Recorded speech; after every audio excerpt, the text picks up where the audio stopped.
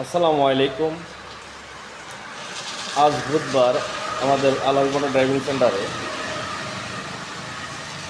Theoretical ক্লাসের দিন। কিছুক্ষণ আগে আমাদের এখানে ড্রাইভিংয়ের থিওরিক্যাল ক্লাস হলো। এখন আমাদের গাড়িগুলো পার্কিং করা আছে, অর্থাৎ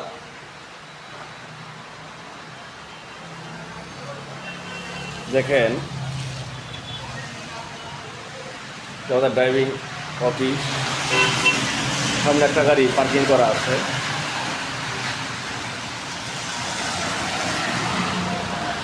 পাশাপাশি আমাদের ভিতরে একটা গাড়ি আছে, অর্থাৎ সামনে যেটা দেখলেন ওটা ম্যানুয়াল গিয়ার, এখন যেটা দেখতেছেন এটা অটো গিয়ার।